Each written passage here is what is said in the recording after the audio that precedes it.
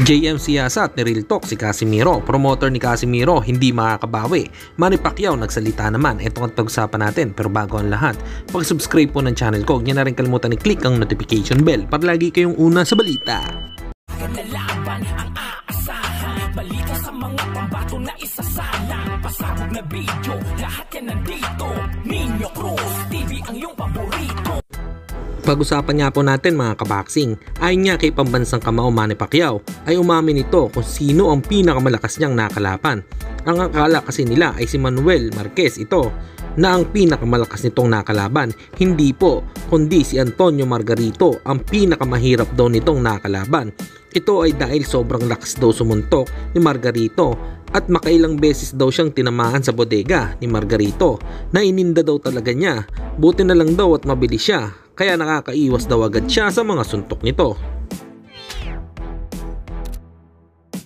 Samantalang sports writer na si JM Siyasat ng GMA7 sinabi na hindi kikita or makakabawi ang Treasure Boxing Promotion sa investment na nilaan kay Cuadro Alas. Ito kung hindi masusungkit ang mega fight showdown kontra Japanese monster Naoya Inoue. Dahil nga sa naging performance na pinakita ni Cuadro Alas noong nakaraang laban niya kay Yukinori Uguni na nagresulta nga po ng technical draw dahil sa tinamong headbutt ni Uguni. Madami nga ang nadismaya mapapinoy boxing fans at pati na rin ang Japanese fans sa naging performance ni Casimiro dahil nga dyan ay nawala na ng interes para sa hinihintay na bakbakang Inoue versus Casimiro fight.